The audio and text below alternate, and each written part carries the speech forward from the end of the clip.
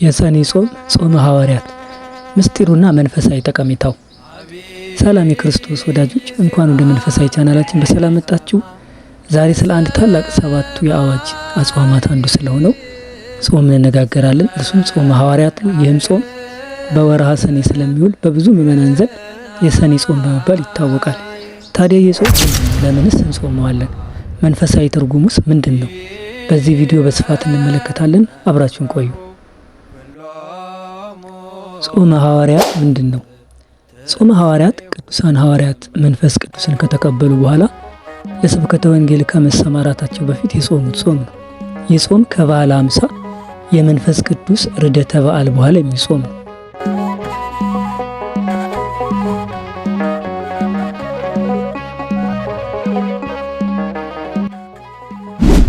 የሐዋርያት ትዕግስትና ጸሎት። ጌታችን መድኃኒታችን ኢየሱስ ክርስቶስ ከሙታን ከተነሳ በኋላ በ40ኛው ቀን ደቀ መዛሙርቱን ይዟቸው ከቤት በመውጣት ወደ ደብረ ዘይት ተራራ ወጣ።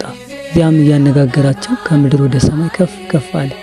ነጭ የሆኑ ብሩህ ደመና ተቀበለችውና ከዓይናቸው ተሰወረባቸው።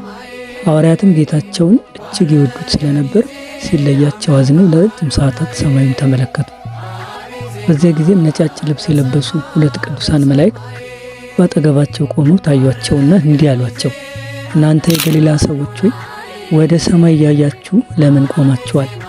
ይህ ከእናንተ ወደ ሰማይ ያረገው ኢየሱስ ከእናንተ ወደ ሰማይ ሲያርግ እንዳያችሁት እንዲሁ ዳግመኛ ይመጣል ብለው በሐዋርያት ምዕራፍ 1 ከቁጥር 8 እስከ 11 የተነገረውን ቃል ነገሯቸው ማለት ነው።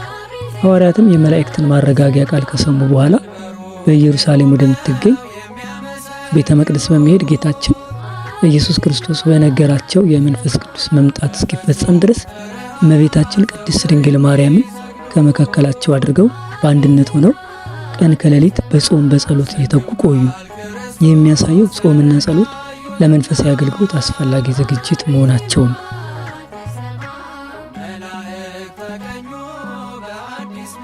የጾመ ሐዋርያት የጊዜ ስሌትና መጽሐፍ ቅዱሳዊ መሰረቱ ጾመ ሐዋርያት የጊዜ ቀመር የሚሳለው በበዓለ ጰራቅሊጦስ እንደገባ ባለው የመጀመሪያ ሰኞ ነው። ይህ የሚያሳየው ጾሙ ከመንፈስ ቅዱስ ርደት ጋር ያለው ጥብቅ ትስስር ነው። ጌታችን አምላካችንና መድኃኒታችን ኢየሱስ ክርስቶስ በመዋዕለ ሥጋዌ በሥጋ በነበረበት ጊዜ ደቀ መዛሙርቱን ይህ ጾም እንደሚጾሙት እንዲህ ብሎ ነበር። በዚያ ጊዜ የዮሐንስ ደቀ መዛሙርት ወደ እርሱ ቀርበው እኛስ ፈሪሳውያን ብዙ እንጾማለን፣ ደቀ መዛሙርትስ ለምን አይጾምም አሉት። በማቴዎስ ምዕራፍ 9 ቁጥር 14 ላይ ደቀ መዛሙርቱ ይህንን በጠየቁት ጊዜ ጌታችን እንዲህ ብሎ መልሶላቸው ነበር። ኢየሱስም እንዲህ አላቸው፣ የሙሽራው ጊዜ ሚዜዎች ሙሽራው ከእነርሱ ጋር ሳለ ሊያዝኑ አይችሉም። ነገር ግን ሙሽራው ከእነርሱ የሚወሰድበት ወራት ይመጣል፣ ያን ጊዜ ይጾማሉ ብሎ ነግሯቸዋል። እኔም ሳለው አይጾሙም ማለቱ እርሱ ከሞተ ካረገ መንፈስ ቅዱስም ከተሰጣቸው በኋላ በመንፈስ ቅዱስ በታደሰ ሰውነት ጾመው ድል መንሳት ስለሚቻላቸው ይህ ጥቅስ የሐዋርያት ጾም የጌታ ትንቢት ፍጻሜ መሆኑን በግልጽ ያሳየናል ማለት ነው። ይህንን ጾም ታዲያ ለምን እንጾማለን? ይህን ጾም የሚለው ሐዋርያት ጾመውና ጸልየው ድል ያደረጉትን ዓለም እኛም የምናሸንፍበት ኃይል እንዲሰጠን፣ ኃጢአትን፣ ፈተና፣ ሰይጣንን ሴራ ለመቋቋም የሚያስችል መንፈሳዊ ብርታትና ድል እንዲሰጠን ፈጣሪያችን አምላካችን ሐዋርያትን ሆይ ተለመነን እያለ ለመማጸን። ይህ ጾም እንደ ሌሎች የአዋጅ አጽዋማት ሁሉ እያንዳንዱ ምዕመናን ሊጾም የሚገባ ጾም ሆኖ በአሁኑ ሰዓት ግን አብዛኛው ምዕመን የቄስ ጾም ነው በማለት ከጾሙ ሽሽት ሊያደርግ ይስተዋላል። ይህ ግን ስርዓተ ቤተ ክርስቲያንን መሰረት ያደረገ አይደለም እና መስተካከል ይገባዋል። ጾመ ሐዋርያት የሁሉንም የክርስቶስ ተከታዮች የጾም ጊዜ ነው። ሐዋርያትን አብነት በማድረግ ጾመን በረከት ልናተርፍ ይገባናል።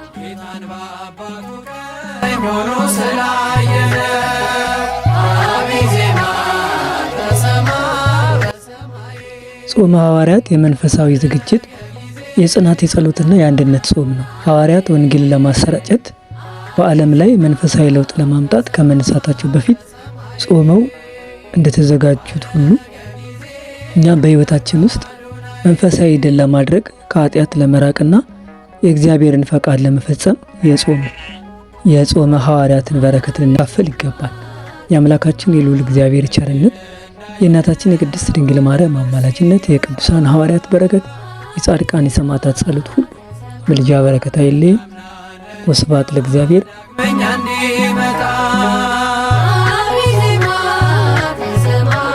በደርሱ